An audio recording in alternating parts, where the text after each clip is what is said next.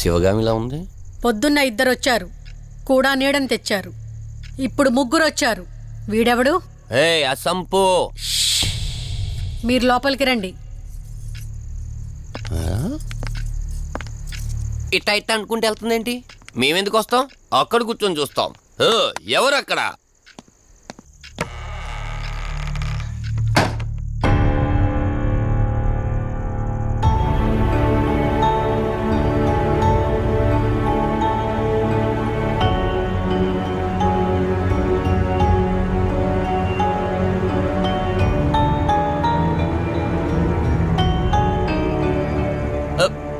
దెయ్యాలు భూతాలంట. వాటితో చిన్నప్పుడే గోళీలు ఆడుకున్నాం.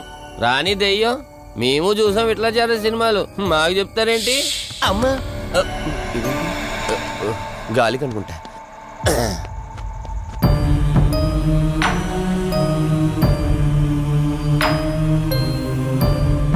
అయ్య బాబా, వీళ్ళ ఆడోళ్ళు కాబట్టి భయపడుతున్నారు. మనం ఎందుకు భయపడతాం? ఒకవేళ దెయ్యం వస్తే దానికి మత్తు ఇంజెక్షన్ ఇచ్చి ఆపరేషన్ చేశాననుకోండి, ఇంకా జీతరు దాతావరం మొత్తం దొబ్బేయాలి. విన్నారా వీళ్ళు? విన్నా మనల్ని ఏమంటారులే.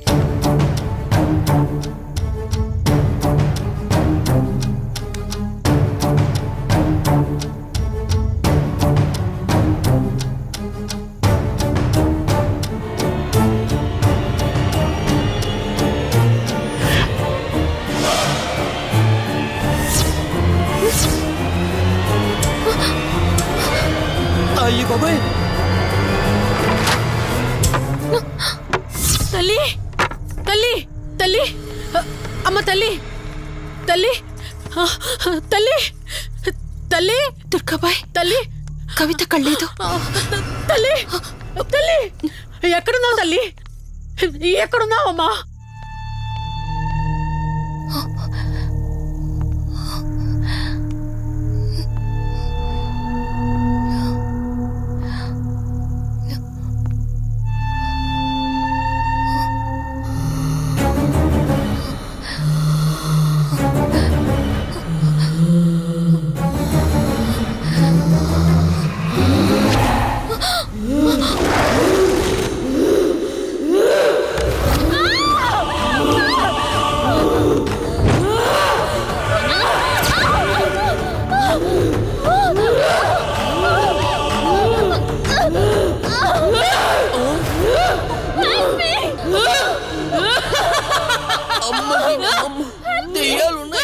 మనం ఇక్కడి నుంచి ఎస్కేప్ అయిపోవాలి.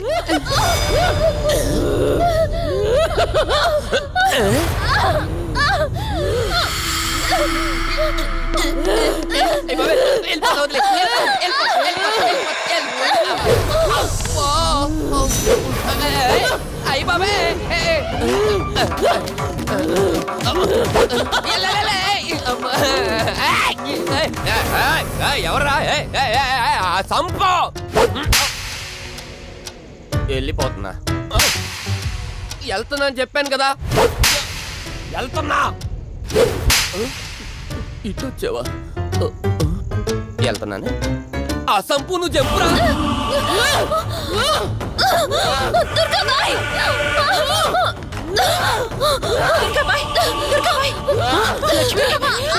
తల్లి తల్లి,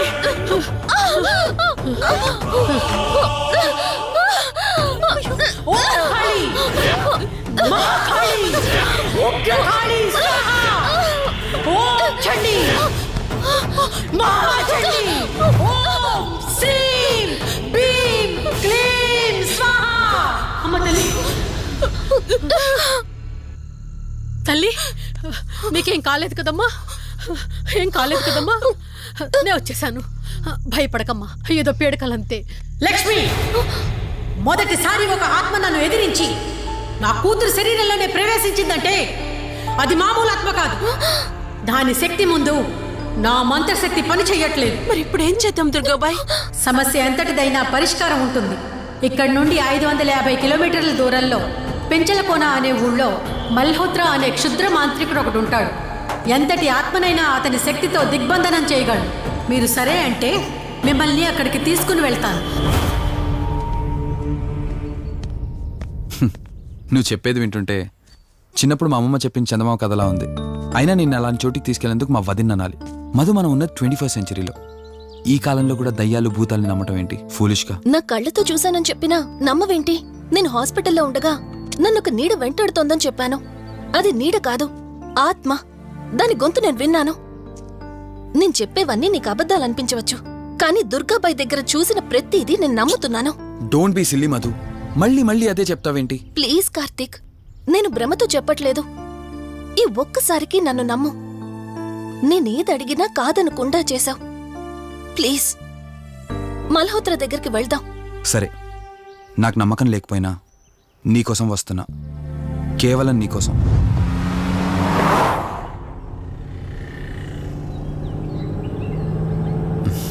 ఏంటి అలా చూస్తున్నావు? నేనెవరో ఏంటో తెలీదు, నా గతం ఏంటో తెలీదు. ఆ రోజు ప్రమాదంలో ఉంటే సేవ్ చేసి హాస్పిటల్లో అడ్మిట్ చేశావు. అంతటితో నీ బాధ్యత తీరిపోయిందనుకుని వెళ్ళిపోయి ఉండొచ్చు కదా. నువ్వు మామూలు కండిషన్లో ఉండుంటే నేను మీ ఇంట్లో వాళ్ళకి అప్పగించి ఒక కప్పు ఛాయ్ తాగి బాయ్ చెప్పి వెళ్ళిపోయేవాడిని. కానీ నేను నా కండిషన్లో చూశాక ఒంటరిగా వదలాలనిపించలేదు. నువ్విలా మాట్లాడుతుంటే చాలా బాగుంటుంది కార్తీక్, కానీ ఒకటి మాత్రం నిజం. నిన్నటి వరకు భయం వేసేది. ఈరోజు నువ్వు నా పక్కనుంటే చాలా ధైర్యంగా ఉంది. ఫస్ట్ టైం భయాన్ని పక్కన పెట్టి నీ గురించి ఆలోచిస్తే ఈ ధైర్యం జీవితాంతం కావాలనిపిస్తుంది. ఎందుకలా నవ్వుతున్నావు? కావాలనుకోవడానికి, కలిసి ఉండడానికి కావాల్సింది ధైర్యం కాదు, నమ్మకం. ఆ నమ్మకం కోసమే అడుగుతున్నాను. రేపు నాకు గతం గుర్తొస్తే ఇప్పుడున్నట్టే ఎప్పటికీ నాతో ఇలానే ఉంటావా? లైఫ్ ఒక ట్రైన్ లాంటిది. ఎక్కేవాళ్ళు ఎక్కుతూ ఉంటారు, దిగేవాళ్ళు దిగుతూ ఉంటారు. కాకపోతే మనకిష్టమైన వాళ్ళు పక్కనున్నంత వరకు, లాస్ట్ స్టేషన్ వచ్చేంత వరకు దిగాలనిపించదు. ఆ ఇష్టం మన పక్కనే ఉంటే? వదిన ఫోన్ చేస్తుంది. వదినా. కార్తీక్, దుర్గాబాయ్ నాకిప్పుడే ఫోన్ చేసింది. ఈరోజేవో గడియలు బాలేదంట. రేపు మార్నింగ్ రాహుకాలం తర్వాత రమ్మని చెప్పింది. ఇంతకీ మీరెక్కడున్నారు? వేటపాలెం దగ్గరలో వదినా. ఆల్రెడీ సగం దారి రీచ్ అయిపోయాం. సర్లే, ఓ పని చేయండి. నైట్లో జర్నీ ఏం చేస్తారులే గాని దగ్గరలో ఎక్కడైనా స్టే చేసి మార్నింగ్ వెళ్ళండి. ఓకే వదినా, అలాగే. ప్రోగ్రాంలో చిన్న చేంజ్. మల్హోత్రా రేపు రమ్మన్నారట. బట్ నువ్వు కంగారు పడాల్సిందేం లేదు. దగ్గరలో వాసు గెస్ట్ హౌస్ ఉంది. ఇవాళ రాత్రి అక్కడ స్టే చేయొచ్చు మనం.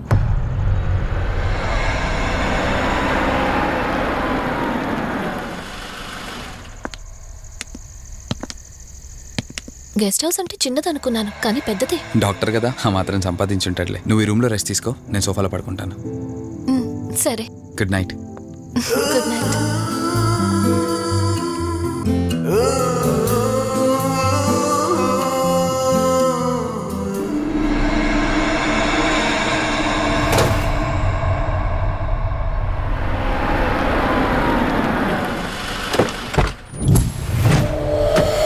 నేను చెప్పింది తన గురించే. చూసా, తన చుట్టే తిరుగుతున్న ఆత్మని చూసా. ఒంటరిగా ఉండలేక, వదిలి వెళ్ళలేక నీడై వెంబడిస్తోంది. అంటే మూలా నక్షత్రం మొదటి గడియల్లో జన్మించిన వాళ్ళు కోరికలు తీరకుండా రాహుకేతువు గడియల్లో మరణిస్తే ఆత్మగా మారి భూమి మీదే తిరుగుతూ ఉంటారు. దీన్ని అంతం చేయడం అంత సులభం కాదు. మరిప్పుడేం చేద్దాం? ఇక్కడ నుండి సరిగ్గా 1 మైలు దూరాన పురాతన రావి చెట్టు ఒకటుంది. ఆ చెట్టు మొదల దగ్గర దుర్గామాత విగ్రహం ఉంటుంది. ఈ రోజు రాత్రి సరిగ్గా 11 గంటలకు అక్కడికి రండి.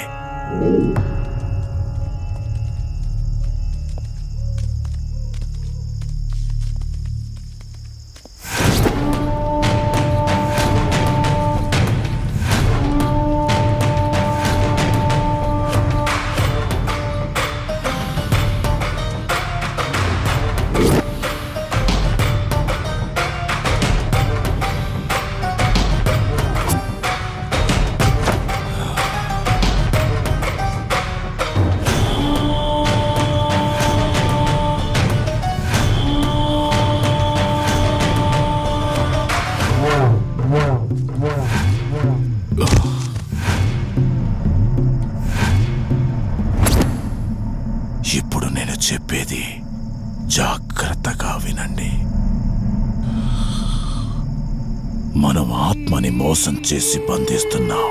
ఆత్మను ఒక్కసారి మాత్రమే మోసం చేయగలం, రెండవసారి చెయ్యలే. ఇక్కడి నుంచి కనిపిస్తుంది, ఆ చెట్టు వెనకమే నలుగురం ఉంటాం.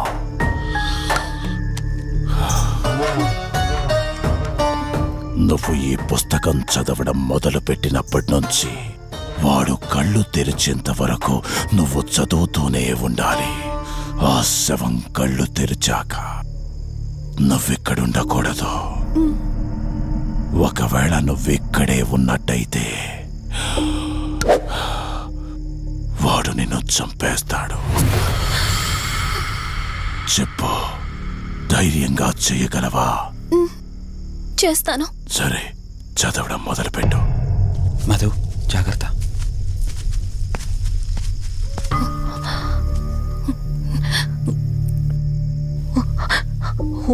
రీ మే పాదు మూర్ధన జ్వాల దుక్షర మాతృక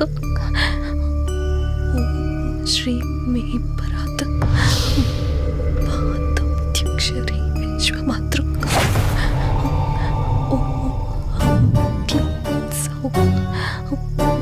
మాతృక సదేవి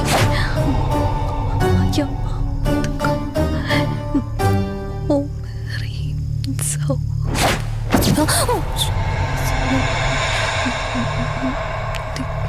విశ్వసుందరి ఓం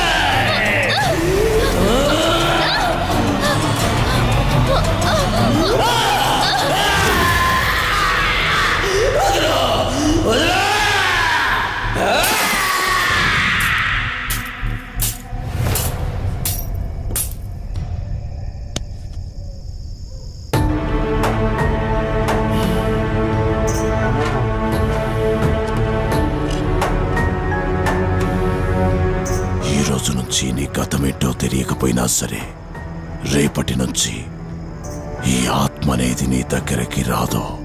ఇది తీసుకెళ్ళి ఏదైనా పాడుపడ్డ చెరువులో వదిలేయండి.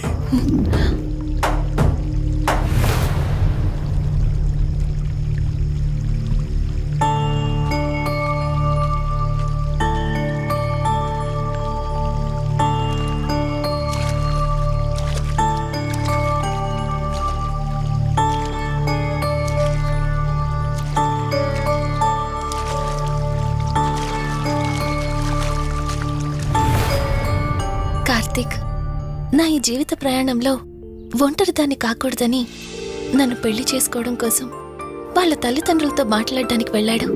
నా గత జీవితం గురించి నాకేమీ గుర్తులేదు, కానీ రాబోయే జీవితంలో అన్ని సంతోషాలే.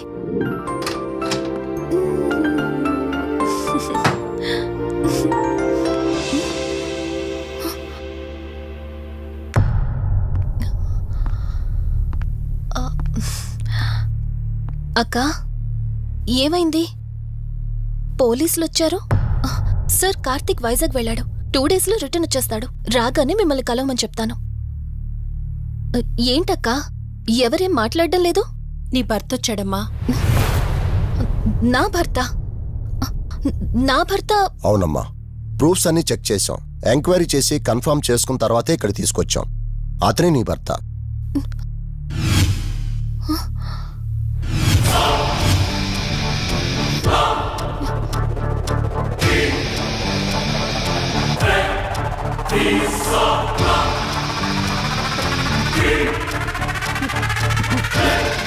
మీరు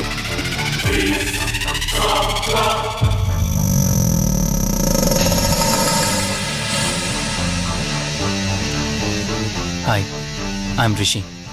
నేనే నీ భర్తని. నీ పేరు మధు కాదు, శివరంజని.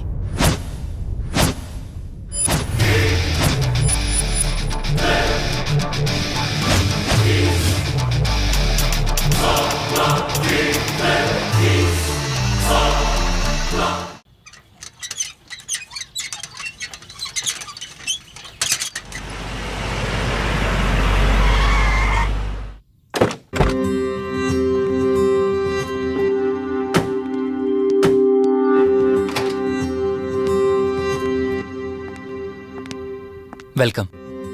ఇదే మన తాజ్మహల్. నీ టేస్ట్కి తగ్గట్టు నేను ఇష్టంగా కట్టించింది.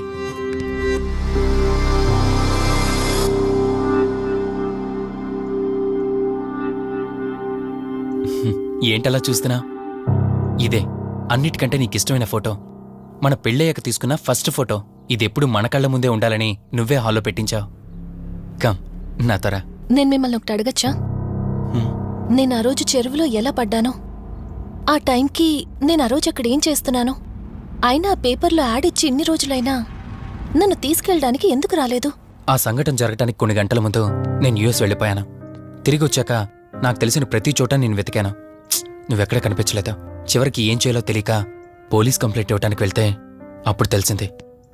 అంటే ఈ 15 రోజుల్లో మీరింటికి ఒక్కసారి కూడా ఫోన్ చేయలేదా? లేదు. కారణం మన ఇద్దరి మధ్య జరిగిన గొడవ. గొడవ? ఎస్. 4 months బ్యాక్ మన లైఫ్లో ఒక ప్రాబ్లం వచ్చింది. మనకి యుఎస్లో బిజినెస్ ఉంది. దాన్ని నా పార్ట్నర్ కౌశిక్ నేను చూసుకునేవాళ్ళం. అందువల్ల మంత్లీ 15 days యుఎస్లో ఉండేవాణ్ణి. కరెక్ట్గా మన పెళ్లి రోజే నువ్వు తల్లివి కాబోతున్నావు తెలిసింది. బట్ అదే టైంలో నేను అర్జెంటుగా యుఎస్కి వెళ్లాల్సి వచ్చింది. ఆ తర్వాత ఒకరోజు నువ్వు కాలు జారి మెట్ల మించి కింద పడిపోయావు. నీకు అబోర్షన్ జరిగింది.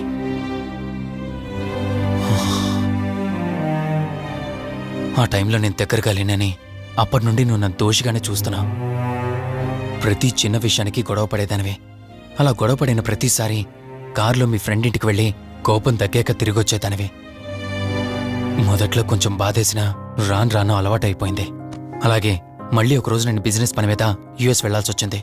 ఆ విషయం నీకు తెలియగానే నాతో మళ్ళీ గొడవ పెట్టుకున్నా. ఎంత చెప్పినా వినుకుంటా కారేసుకొని వెళ్ళిపోయా. ఎప్పట్లాగే 2-3 రోజుల్లో తిరిగి వస్తామనుకుని నేను యుఎస్ వెళ్ళిపోయాను. తప్పు నాదే. మొదటిసారి వెళ్ళాను, నాకు పుట్టబోయే బాబు దూరం అయిపోయాడు. రెండోసారి వెళ్ళాను, నువ్వు నాకు దూరం అయ్యా. ఒకవేళ నీకేమైనా అయ్యుంటే.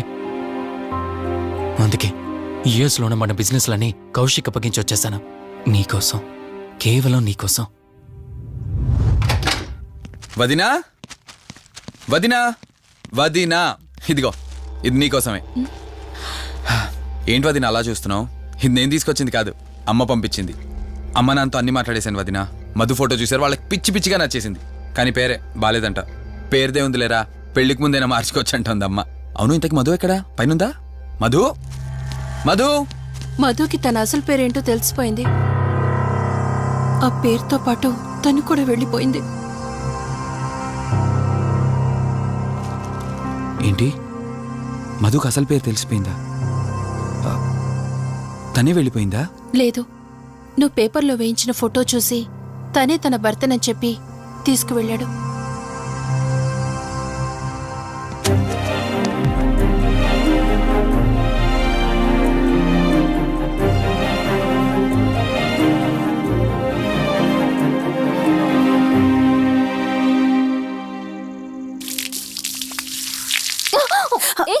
బావా, ఓ హే, సారీ సారీ. కావాలని చేసావు కదా నువ్వు. ఉండు, నిప్ప అని చెప్తాను. ఇది చూసావా, మన పెళ్ళైన కొత్తలో గార్డెనింగ్ చేస్తుంటే పొరపాటున నా కాలు తగిలి వాటర్ మీద పడ్డాయి.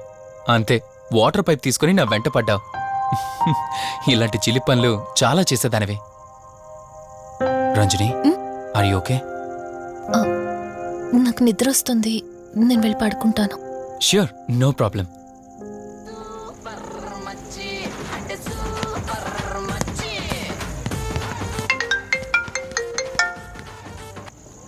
త్రీ డేస్ నుంచి ఏమైపోయాడు వీడు? హలో, కార్తీక్ ఫోన్ చేస్తుంటే స్విచ్ ఆఫ్ అని వస్తుంది, నీకు ఫోన్ చేస్తుంటే నాట్ రీచబుల్ అని వస్తుంది. ఎక్కడున్నావురా? అయ్య బాబాయ్, నువ్వు నన్ను కేర్ టేకర్ గా చూసుకోమని పంపించిన అమ్మాయి నాకు చుక్కలు చూపించింది. తంతే బూరెల బొట్లో పడ్డట్టు నేనొచ్చి డాబాలో పడ్డా. నీకు నీ హాస్పిటల్లో దండంరా బాబు. ఇంకెప్పుడు నాకు ఫోన్ చేయకు. రేపు నీ సిమ్ కార్డు కూడా మార్చేస్తున్నాను. నువ్వు ఫోన్ పెట్టాయి.